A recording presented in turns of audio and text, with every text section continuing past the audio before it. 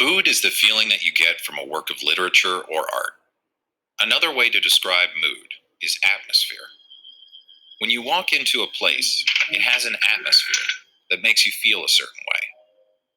When you walk into a story, it too has an atmosphere that makes you feel a certain way.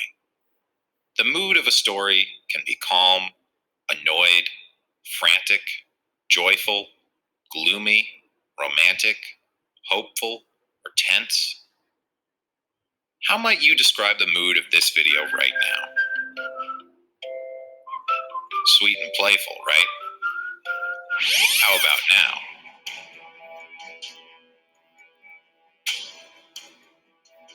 See how the music changes the mood? But authors can't use music in their writing. So what do they use? Word choice, imagery, and setting. The setting of a story also plays a big part in creating mood. Like in this scene.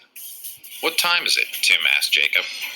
All around them, taxi cabs honked their horns as hordes of people in suits pushed by on their way into office buildings.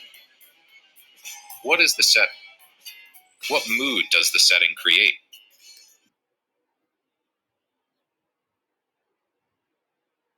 Now imagine the same scene, but in a completely different setting.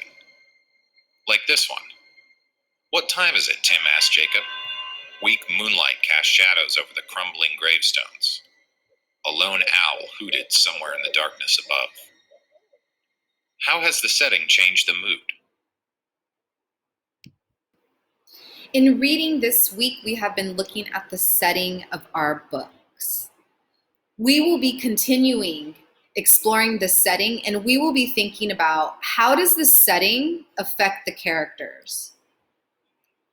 We will be exploring how settings affect characters in books. And to do this, we need to think about the physical characteristics, where the story is, and when the story is happening.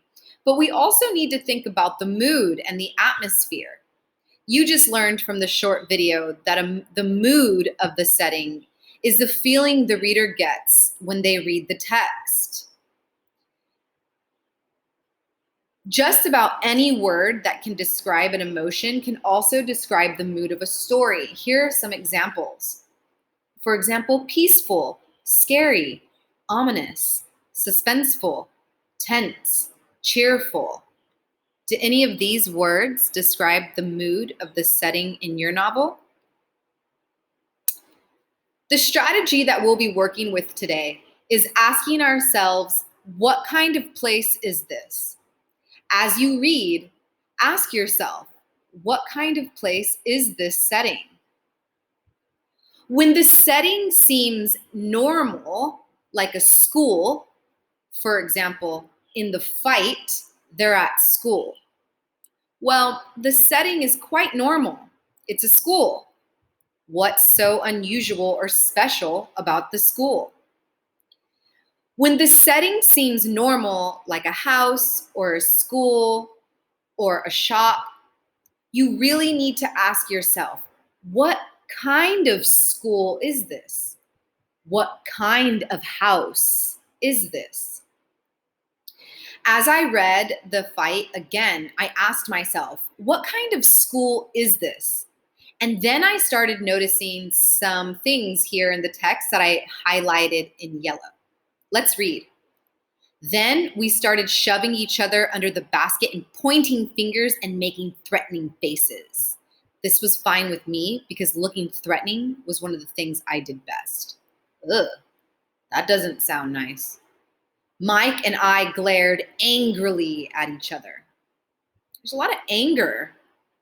When I kept reading, one of the parts that made me think about AISC or other schools and how different Will's school is Mike goes up to Will at lunch, says, "Hey, buddy," and asks Will, "I hear you want to fight me." And then instead of Will saying, "No, that was just a mistake," what does Will say? "That's right." And Will agrees to fight. Well, using the text evidence that I highlighted in yellow, I decided that Will's school is nasty, competitive, and intimidating. Not just his gym class, but the whole school, it seems like to me. Today, while you read, you will ask yourself, what kind of place is this? To think deeper about the mood of the setting. You'll need to collect evidence that proves the mood of your setting. Here's an example from the fight. Mood of the school seems aggressive, and I cited some evidence from the first part of the story. On Friday, you will have a partner share. And on Friday, you will share different things. And one of the things about your novel that you will share with your partner is a few phrases you came up with to describe the setting in your books. So make sure you write down details and evidence. Remember, one reason we write about our reading is to share our thinking. This is really important. On Friday, you'll have a chance to do this. So remember, as you read today, ask yourself, what kind of place is this? And you can make that question more specific by saying, what kind of school is this? Or what kind of castle is this? Make the question specific to your setting. Asking yourself this question will help you consider the mood. And remember, what are you writing in your journal today? Well, you're writing words that you think describe the atmosphere or mood of your setting, just like I have here in my Post-it note. Don't forget to collect evidence and add your thinking. All right, grade 5, happy reading, happy writing.